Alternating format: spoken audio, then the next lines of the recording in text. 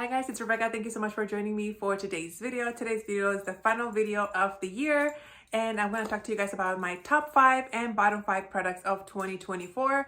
Basically, I went through all of my makeup empties that I've used in 2024, and I picked out 5 that stood out as being the best or my favorite, and 5 that I was disappointed with or just flat out just didn't like at all.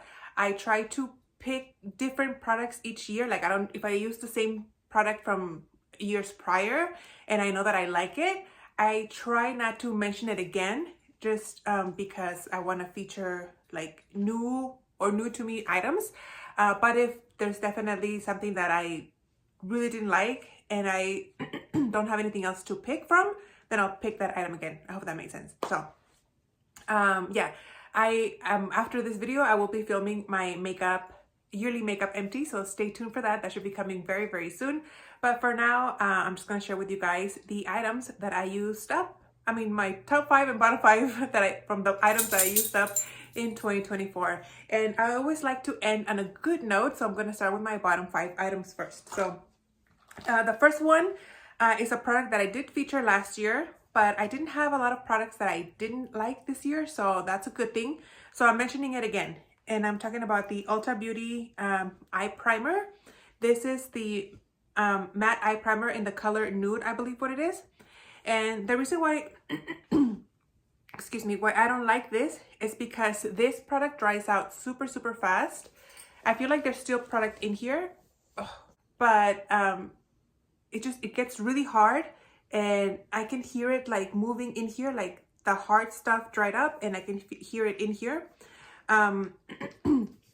The product itself works really well, but it just dries out so fast, and because it's so dry, it's hard to squeeze out from the container. So if this came like in a doe foot applicator type product, maybe it's something that I would try to use it, would be interested in using it that way, and see how it works compared to like a little tube like this. But this is unfortunately a no for me, mainly because of packaging. I think it's not good. And then another eyeshadow product, funnily enough, is this eyeshadow primer from Anastasia Beverly Hills. The problem I had with this primer mainly was the color. This was way too white for me, and I am not a fair complected person at all. And so this was very noticeable. If I used a little too much, or if I didn't blend well enough, you could definitely see it. And this was very watery. I wish it had been a little creamier and a little darker in shade. I don't think this comes like in different shades. If I am, please let me know in the comments, correct me. But this was just way too white. I don't think I can squeeze anything out of it. I think I got everything out, and I'm squeezing like all the way through. So yeah, not a fan. That's the color up there. So it worked fine. It's just the coloring was what was disappointing for me.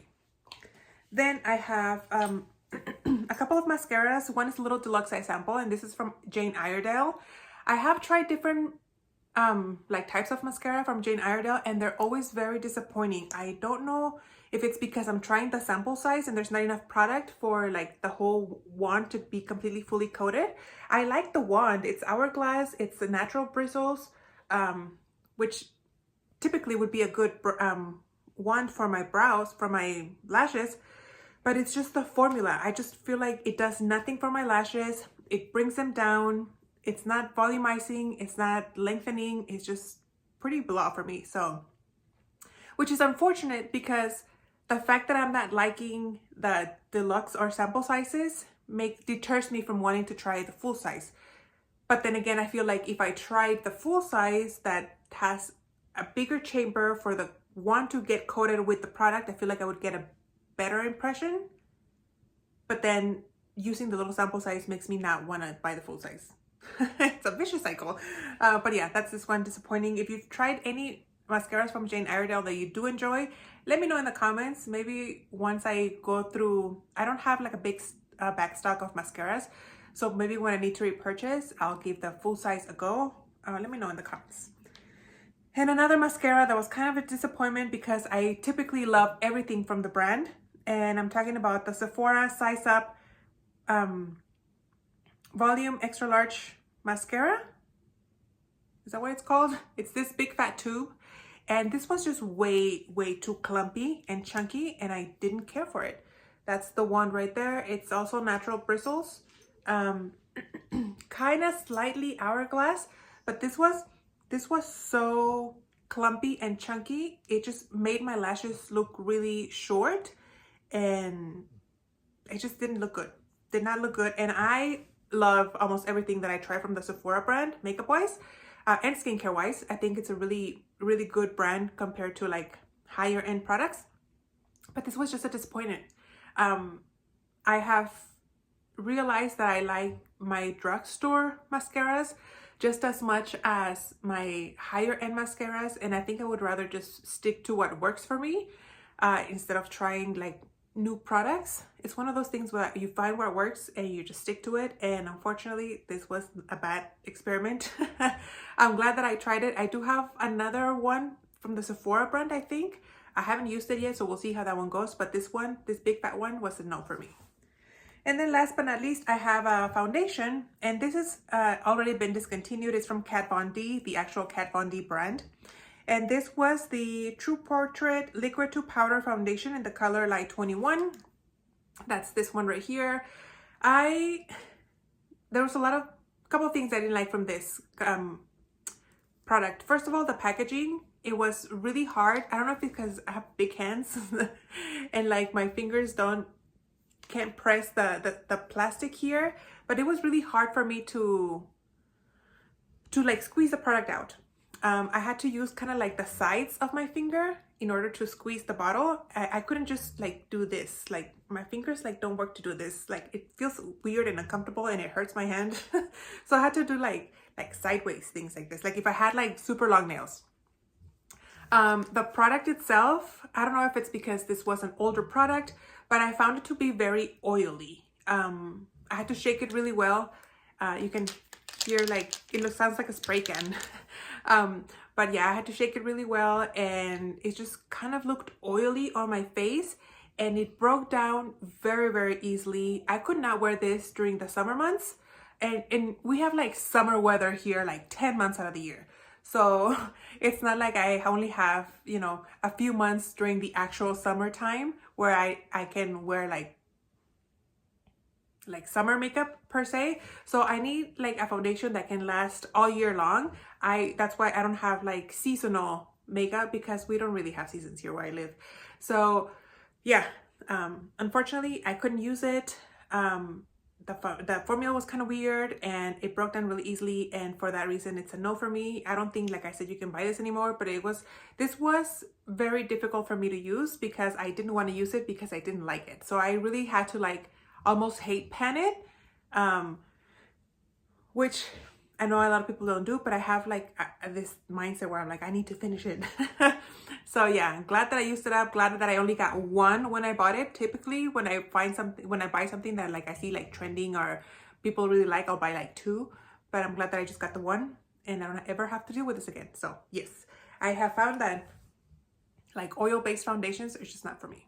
And with that out of the way, let's talk about the 5 items that I absolutely loved using this year. Unfortunately, I believe 3 of them are already discontinued. Maybe 4, but for sure 3, which makes me really sad because I can never repurchase these items anymore. I could probably go on eBay or Amazon and pay an absurd amount of money for these items, but I'm not about that life. So unfortunately, I've used them up and the dogs kicked the... There you go. So let's just talk about it. The first is a perfume. I don't think I've ever had a perfume here. And this is the perfume that I'm talking about. This is from Kate Spade, the Truly Dazzling perfume. I have seen other Kate Spade like body sprays at TJ Maxx and Marshalls, but I've never seen like the perfume. And I went online to try to repurchase it or at least add it.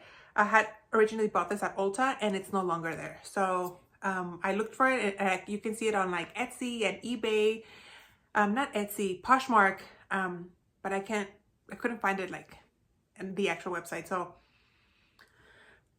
this smells so good and clean and fresh and light.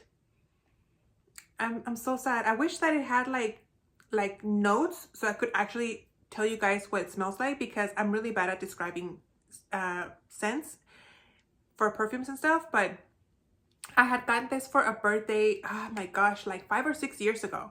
And I hadn't used it just because I was working through other perfumes and I really liked it and I didn't want to use it, but I was like, no, I need to enjoy it.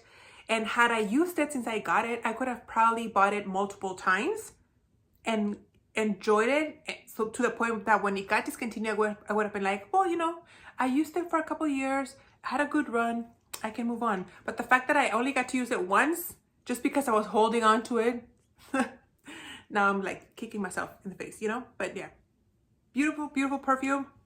Again, I wish I could describe to you guys what this smelled like, but you know, Google is a wonderful thing. If you guys are interested, you can look it up. It's Truly Dazzling, again, by Kate Spade. And then the next thing is a face powder from Urban Decay. This is the All Nighter Translucent Loose Setting Powder. And I used this guy up. This had kind of like a little mesh thing here. And as you guys can see, I cut it out and I put my brush in there every which way because I couldn't take out the like the top, this purple lilac thing. I couldn't take it out.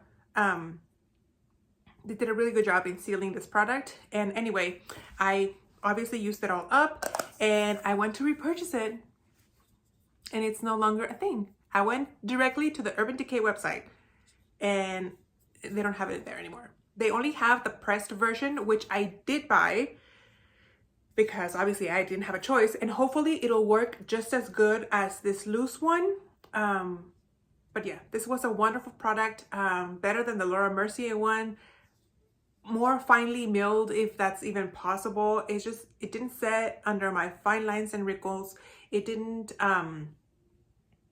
make me look cakey. It didn't like change the color of the foundation that I was wearing. This just looked beautiful and natural and it lasted all day. I said many times that I felt like this made my makeup waterproof. Again, during the summer months when I'm like literally sweating, especially when I wore my glasses, either my regular glasses or my sunglasses. I have the frame hits the top of my cheek and then obviously the bridge of my nose. And whenever I take them off, it's like the makeup gets stuck on the frames and it lifts up here and on the bridge of my nose, and I constantly have to like be like mixing it so it doesn't look like half, or not half, but like a chunk of my makeup is missing. And whenever I use this to set my makeup, that didn't happen. Like I would take off my glasses and you could see like where my glasses set because there was like little beads of sweat, but the makeup was still intact. It's like the sweat didn't penetrate and broke down the makeup. This was wonderful, you guys. I hope what I just described made sense because I feel like sometimes it doesn't make sense. But yes, so hopefully the pressed powder version works just as good as this one. I am very sad that I can't. I mean, I would have paid full, I'm sure this was like $35, $40 at some point, but I would have paid full price for this. That's how good it was. And then something else that is, I think it was a seasonal thing, and I actually bought it at Marshall's, and it's this e.l.f. Jelly Pop Luscious Lip Mask. This is so much better than like higher end, I don't know why I'm showing you guys, this is empty, but this was so good, like better than high end lip balms, more moisturizing than higher end lip balms, and this was just beautiful. My lips were very plump and moisturized. I use this at night before going to bed. And I loved how my lips felt in the morning. This was awesome. I am very sad that this has been discontinued. I wish they made it part of the permanent line. I know they kind of, was it in the summer or in the fall, they brought back like some of the Jelly Pop items because I purchased some of those, but this didn't come back. And like I said, I had purchased this at Marshall's and it sat in my collection for a couple of years before I got to it. And I just wish I had, one, bought more than just the one, and two, used it in real time so I could have repurchased it several times. So it is what it is. I love this. If you have this in your collection, hiding in there somewhere, use it up because this is a great lip balm. And then I don't know if this is available anymore, but it's a highlighter from Tarte. This is the Tarte highlighter in the color Exposed. It's one of those Amazonian clay 12-hour products. This is just a little deluxe size sample, but this was such a beautiful natural looking highlighter. and I could use it liberally all over my face, and it didn't look chunky, it didn't look glittery, it didn't look like fake per se. It just looked very, very natural, and I loved it. It blended really, really well with my blush. If I wanted to make a glowy blush, I could just put it all over my cheek and it would work really good. This is a really, really nice highlighter, but then again, like I said, this is from the Amazonian Clay line, and they don't make these blushes anymore. I'm pretty sure they don't. So yeah, very sad that I have just this one and I don't have it anymore, but I'm glad that I enjoyed it while I had it. And then the last thing that I have here is a bronzer, and this is from Physicians Formula. This is the Butter Bronzer, and you're probably thinking, what? Like, that's like old news. It is old news, but I just used it up this year. I bought it when it came out, what, 5 years ago?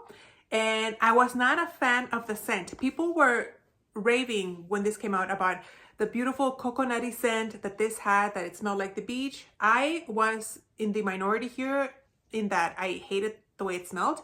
I did not like it. I didn't enjoy it. I didn't think it was all that great. So once I opened it, I just put it back in my collection because I was like, I don't care to smell the bronzer on my face. Like, I don't know if it did at the time, but anyway, it sat in my collection forever. And so by the time I used it up this year, it didn't smell like anything. So I didn't mind it, but the color was really, really good for me. It's the light bronzer. It looked really, really natural, maybe a little too light for some other people who really like to be like really bronzed. It wasn't like that noticeable on me, but it was really nice. For my liking, for a very natural looking bronzer, this was great. I have repurchased. Did I repurchase? Or was I thinking of repurchasing? I don't remember, but maybe I just added it to my favorites. That way I could like buy it in the future. But I would continue buying the light bronzer. I don't know because I think the packaging has changed. I don't think Physicians Formula does this bulky packaging anymore. I don't think, correct me if I'm wrong, but I would buy it and then keep it in my drawer for a couple of years so the scent would go away and then I'll use it. But yeah, I enjoyed this very, very much, and I think, like I said, it's still available. So there you have it, guys. Those are all the items that I used. Why do I keep saying that? No, it's not all the items I used up. These are my top 5 and bottom 5 of 2024. Let me know in the comments what are your favorite items and the most disappointing products that you used in 2024. Stay tuned for my year of makeup empties. And that's it. Thank you guys for watching, and I'll see you on the next one. Bye.